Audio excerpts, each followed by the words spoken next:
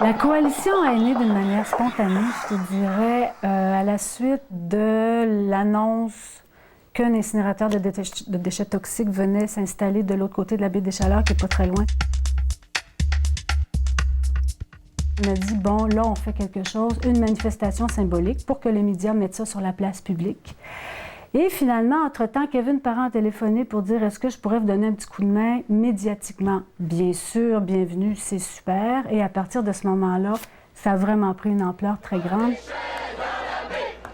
Ça n'a pas été planifié. Moi, la façon que je vois ça, c'est que c'est des gens qui avaient un morceau du casse-tête, du puzzle, puis on s'est regroupés des moments donnés, puis là, on a mis chacun nos morceaux dans le casse-tête, puis on a une organisation qui s'appelle la Coalition Retour à l'expéditeur. De fil en aiguille, plus les gens entendaient parler du mouvement solidaire, plus la solidarité s'auto-nourrissait, ce qui a donné lieu à la naissance de toutes sortes de petits mouvements, des groupes satellites qui s'improvisaient.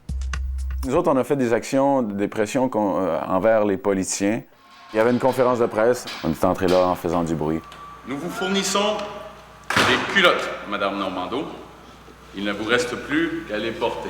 L'action était très structurée. C'était monté comme une mise en scène, OK?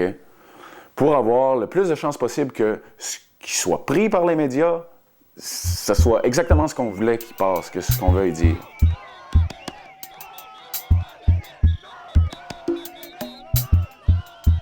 Il y a eu beaucoup d'interventions au plan, c'est ça, on a essayé d'infiltrer les actionnaires. Au plan politique, on a fait beaucoup de représentations auprès de tout le monde qui pouvait porter ce dossier-là.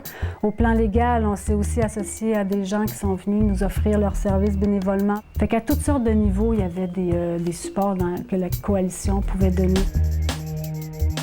C'est une énergie qui est rassemblée autour d'une table et les idées se promènent de bord en bord, qui fait en sorte que quand on sort de ce genre de réunion-là, moi j'en sais plus et puis je retourne chez nous puis je deviens un outil qui a été formé à travers les discussions et les échanges et moi je pense que de cette façon-là, je deviens un être humain encore plus solide et plus fort. Finalement, c'est pas une bataille pas dans ma cour pour le Nouveau-Brunswick ou pas dans ma cour pour la Gaspésie. C'était un fondement où notre position était pas dans ma cour, mais pas dans la cour de personne. Retour à l'expéditeur, que ceux qui produisent des déchets les traitent chez eux et les traitent autrement que par l'incinération. L'environnement, c'est aussi une question sociale, c'est une question de respect d'une certaine souveraineté régionale. Et ça va chercher des cordes chez les gens. Et je pense que ça fait en sorte que le discours environnementaliste s'imbrique dans un discours beaucoup plus large, que les gens comprennent et que les gens respectent et qui partagent aussi.